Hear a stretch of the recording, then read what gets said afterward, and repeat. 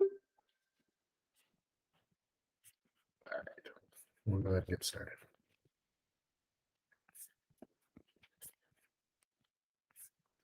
All right, so we're going to try and go over some of the material thematically. There's two different ways that the class is taught. It can be taught country by country, or it can be taught across themes.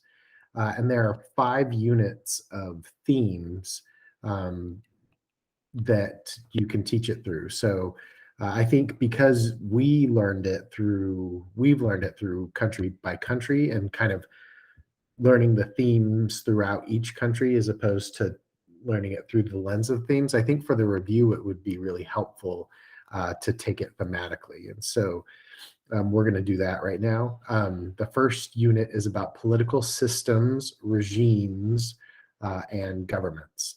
And the things that we'll cover are analysis of data, quantitative versus qualitative. In terms of the comparative method, those are things we went over on the first couple of days of school when we studied what the comparative method is. And if it's quantitative, then it's things that you can measure numerically, and if it's qualitative, then it's things that it's a little bit difficult to provide statistics about, but like standard of living and things like that, that you can still try and provide quantitative analysis for, but it can be more value oriented. Also, empirical versus normative statements. Normative statements would have values attached to them. Empirical statements are ones of fact, of things that have already happened. And then, of course, this idea of correlation versus causation. Now, I don't think that this is something we started with this semester, but Charlie and Darren, you all should probably remember from last semester that one of the best examples for the difference that we used from the difference between correlation and causation was polio and ice cream.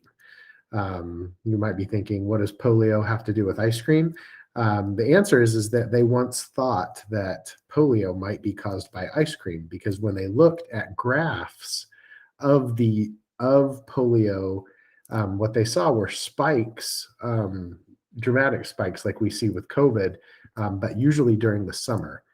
And the graphs nearly matched exactly the rise in consumption of ice cream during the summer. And so they thought that polio might be caused by the consumption of ice cream because they seemed so closely correlated. But that is the difference. Of course, ice cream has nothing to do with polio.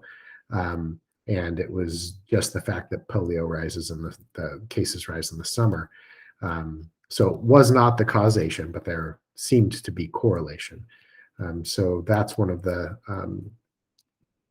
differences that you want to look for when you're analyzing data. Is there a direct causation or correlations?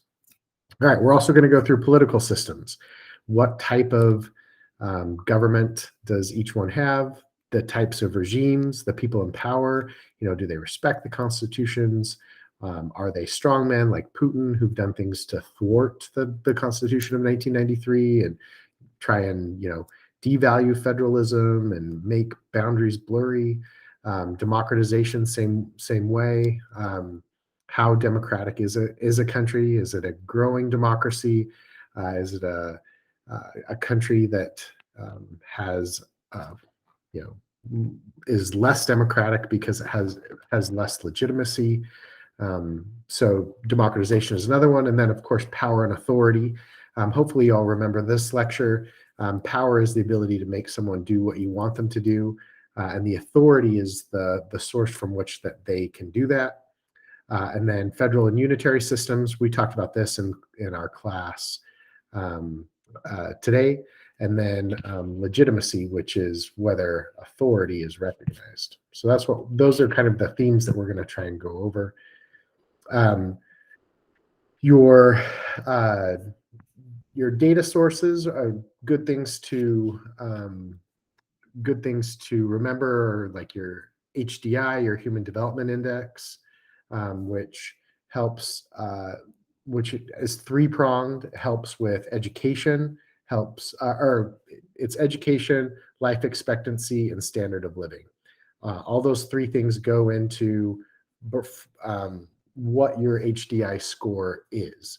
And all the countries in the world have Human Development Index scores.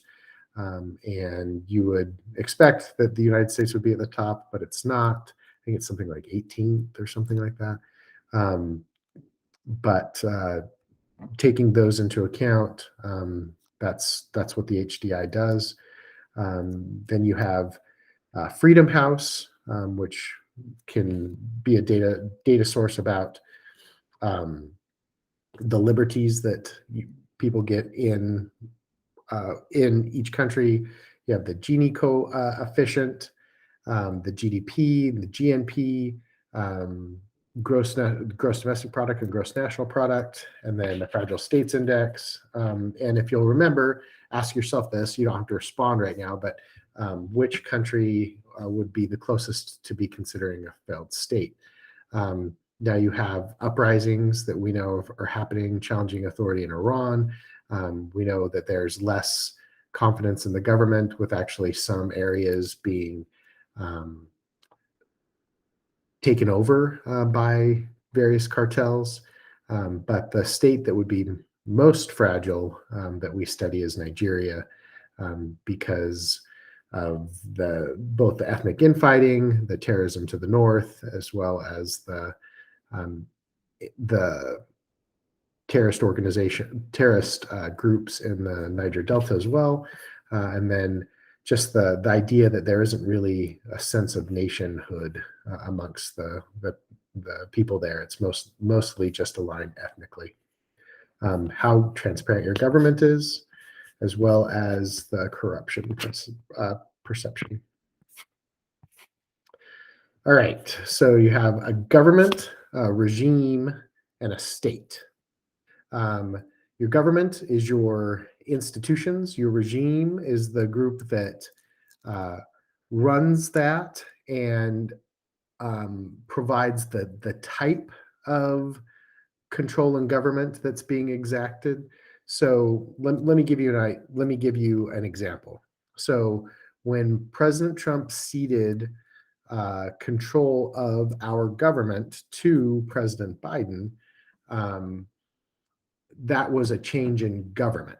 Okay, that was not a regime change. A regime change would be a change in kind of the type of government and the way that the government is run overall. So, an example of a regime change would be when, uh, for instance, let's use Nigeria again. When a military leader gives up the control of the country to a democratically elected leader, that would be an example of regime change. And then the state would be the uh, overall entire organization of um, political participation and organization within a given country. And when you studied European history, states would be considered. There weren't many that would be considered strong states because most of the power was decentralized.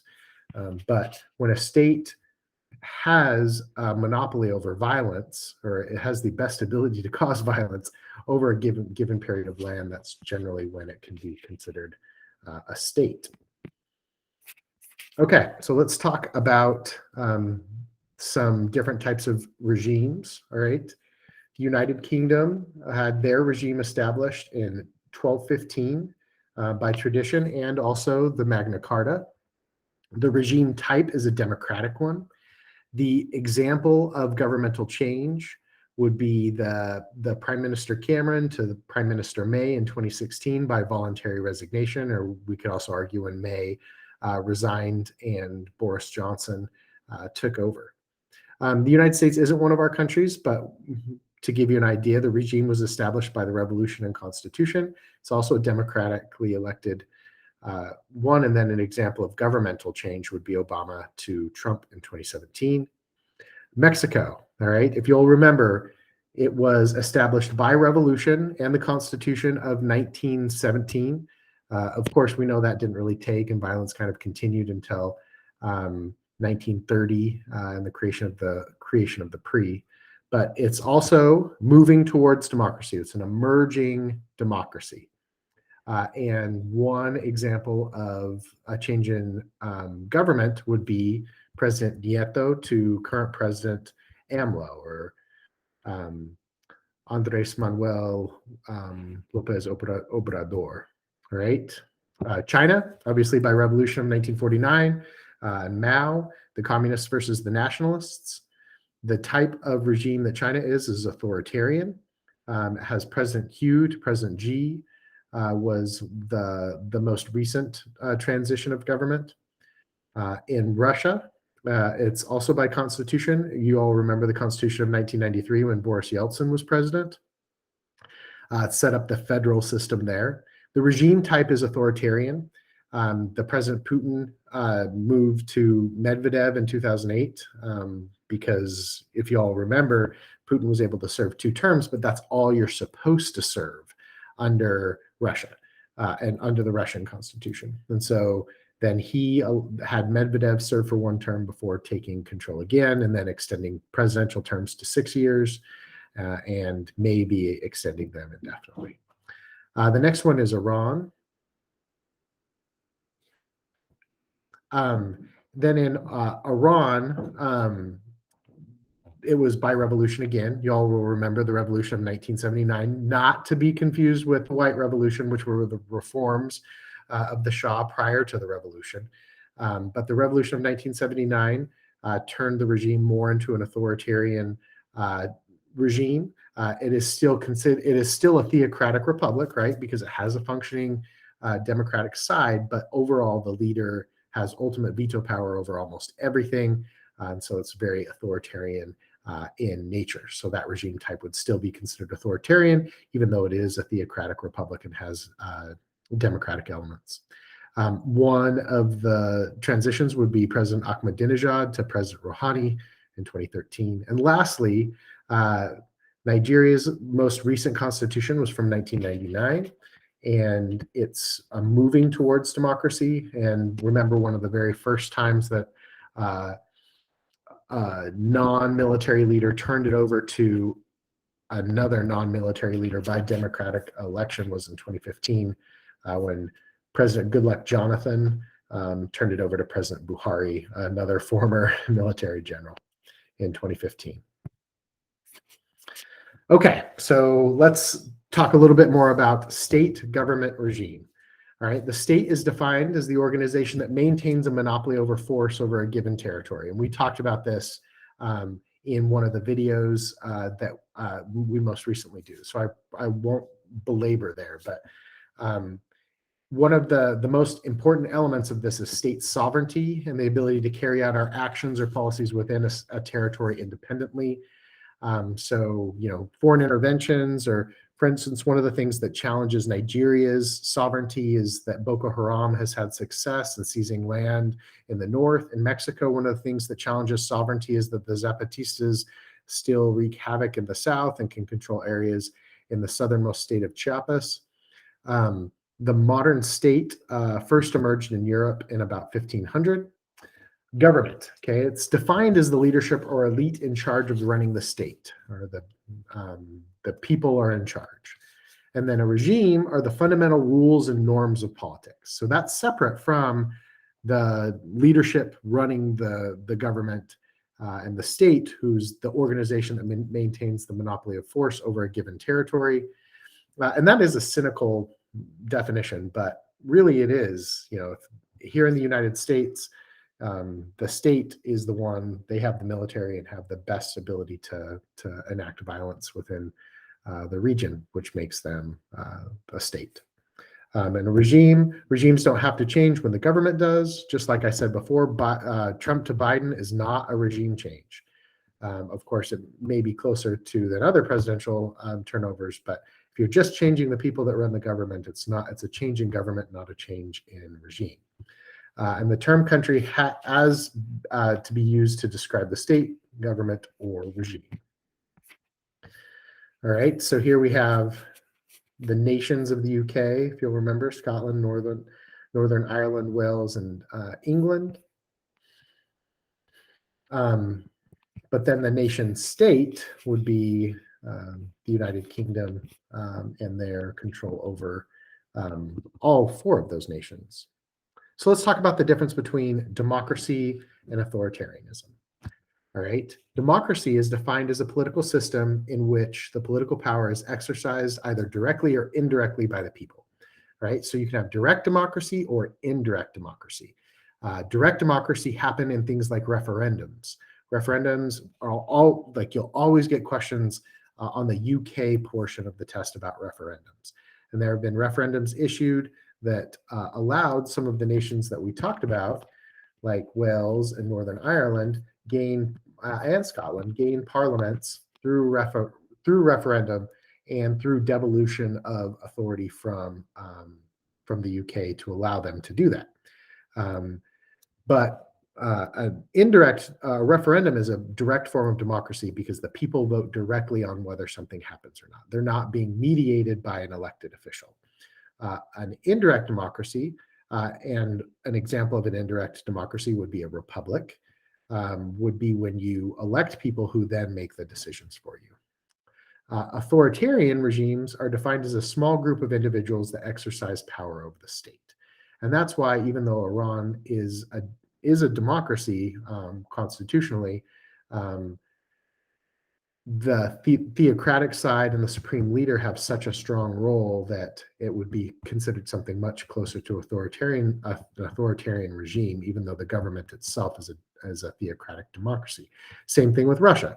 Russia has democratic elections that happen that may or may not be legitimate, but it's still defined as a small group of individuals that exercise power of the state that would define the way that Putin runs his country. And we know Mexico used to be run, even though they had their sexenio and their 6 years to run. It was also more of an authoritarian regime because for those 6 years, the president was a quasi, before the election reforms, the president was a quasi authoritarian dictator because the legislature itself didn't have a lot of power back then. But now they've made those election reforms and they function much closer to the way that the US functions. All right, so questions to consider, things that you can get asked about on the AP test. The first one are elections. Do they have them? The only country that we study that doesn't really have doesn't bother with elections is China. But everywhere else that we've studied has elections. Are they free, fair, and competitive? Well, let's give a few examples. Iran, the people who can run are heavily regulated, although it is thought that outside of Ahmadinejad's 2009 election, that the presidential elections have been more free and more fair. Although Ahmadinejad's re-election in 2009 is what caused the Green Movement, not to be confused with environmentalism. When you hear the Green Movement in Iran, it's not environmentalism, it's the uprisings that happened as a result of the 2009 election. Challenge that. And we know that the numbers get, even if Putin is winning elections, he's probably not winning by the margin that he claims to win for appearance sakes. So are they free? Are they fair? Are they competitive? We know that the elections in Mexico in 1988 had problems. But some are free and fair. Obviously, the most free and fair elections that we know happened in the United Kingdom. Citizen political participation, what is it? Is it compelled, like in Nigeria? Technically, it is in Mexico, but there isn't constitutionally defined punishments. Are people invested in political participation? In Iran, we know that there's lots of protests. In Russia and China, we know that people are mostly apolitical. Is there control of the media? And we know that Mexico used to have control of the media, but no longer does. although the media is afraid of for good reason, the cartels. In Russia, it's heavily regulated. In Iran, it's heavily regulated. In China, it's regulated to another degree because of how much they regulate the internet. Um, but in the UK, it has a free press, and yeah, separation of powers. Are there checks and balances? And one of those is, is there judicial independence? Is there a Supreme Court who can check whether things are constitutional or not?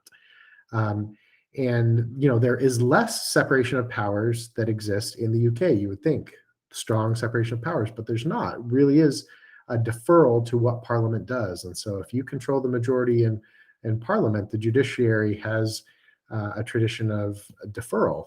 And because you control the majority in the Parliament, there's no the Prime Minister. That means, by definition, is just a member of that party, which means they can make typically can make changes very quickly. But within checks and balances, we know that Mexico has checks and balances that have arisen. We know that within the theocratic republic, there's supposed to be checks and balances that make sure Sharia law is the one that has the most precedent. And then in countries like Russia and China, there's really just not. There are not independent judiciaries, and there are very little in terms of checks and balances. The Standing Committee of the Politburo in China can do what they want, and most recently, President Xi Jinping has been able to consolidate authority, similar to what Deng Xiaoping had and Mao before him. And then, is there rule of law? And this varies between the countries because is there rule of law in Mexico? It's like, well, they're trying in a lot of areas, but they're failing when it comes to narcotics, and that's really something that's challenging the legitimacy of the nation because of it.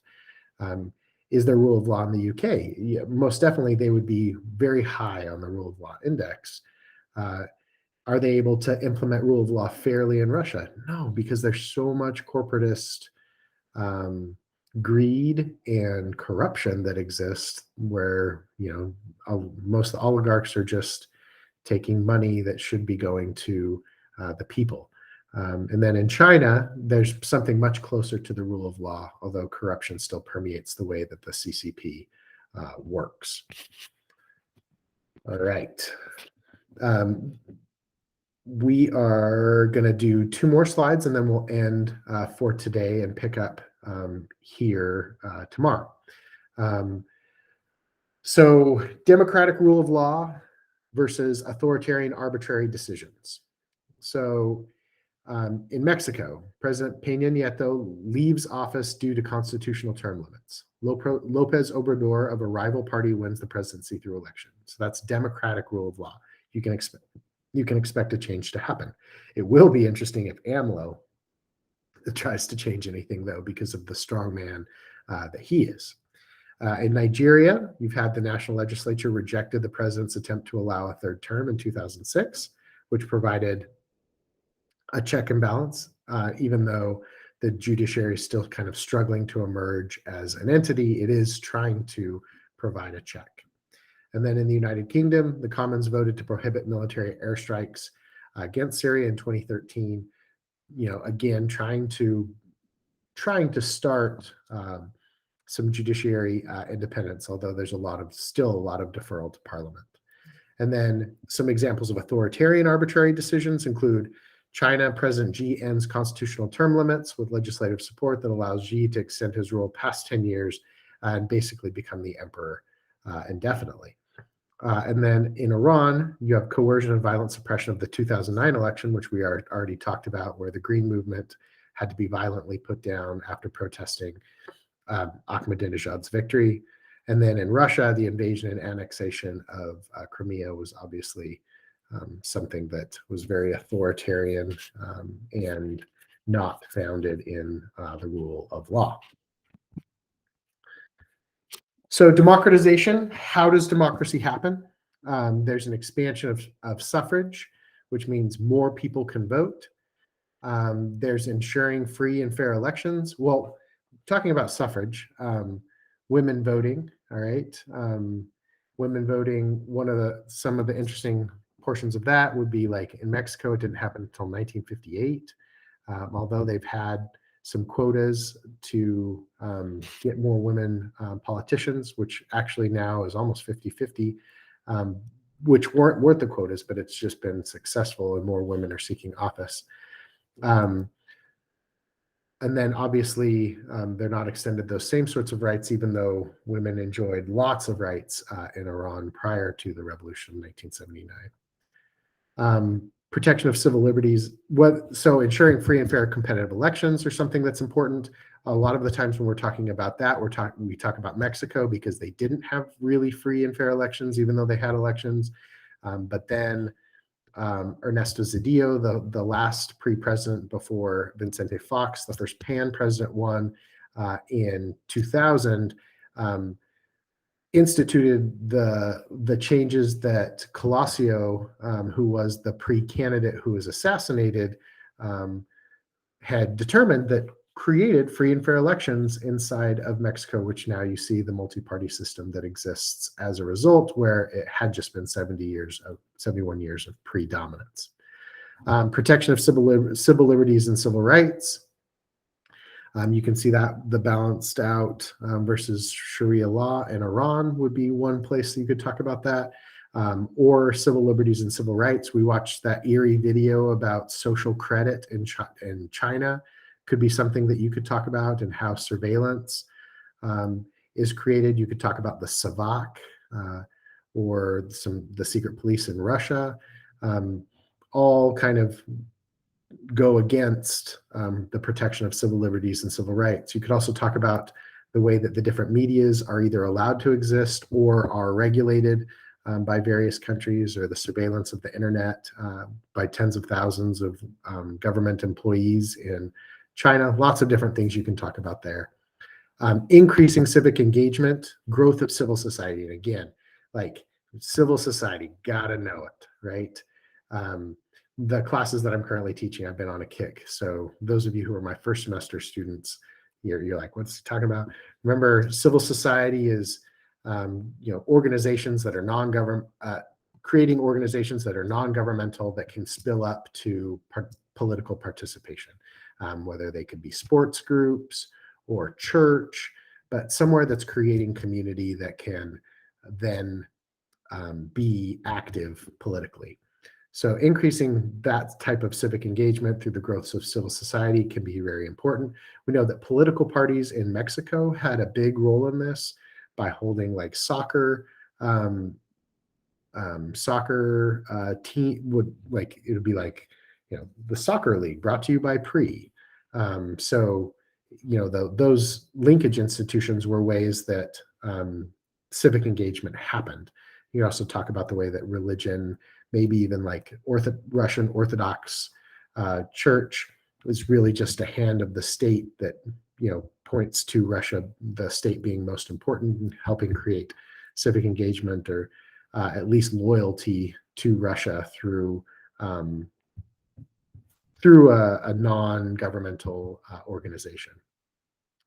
Transparency, obviously something that's important within democratization. Is a country transparent in their actions, or do they try to hide them? The big way you talk about that is whether they own the media or not, and whether they allow for non-governmental media. We know that in Russia, it's heavily regulated, that there have been some print allowed, but that's, especially now with them going to war with the Ukraine, that's even less. We know in Iran, it's heavily regulated. We know in China, it's heavily regulated. In Mexico, it's not regulated at all, except for they have to watch what they say about the cartels, because that is one of the most dangerous places in the world to be a journalist, is in Mexico, but not because of the government, but because of the cartels. And then the UK, it's obviously a free press. And then the last one's rule of law. And rule of law is tricky because it's, will laws be applied equally to everybody? And so the rule of law in China, it's very orderly, but the corruption, there's not a high expectation that corruption within the CCP and the pillaging of state-run business funds, or the bribery of CCP upper folks happens in order for businesses to happen. It's just the corporatist model that exists that kind of lends itself to that type of corruption. And so that challenges the rule of law, even though overall you would say China has a pretty strong rule of law. And then the other one would be, to talk about the rule of law in Russia. There's not very much rule of law at all. In the UK, there's rule of law. There's a strong sense of rule of law that the laws are applied to everybody.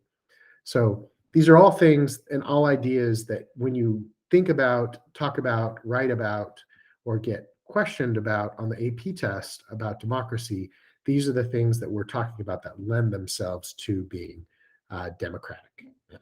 And with that, we'll stop the lecture for tonight. Instead of doing 15 minutes, we just punched ahead and did 30. We'll break those down into 2 separate ones for tomorrow. Coach, I had a question. Let me stop the recording and then I will answer.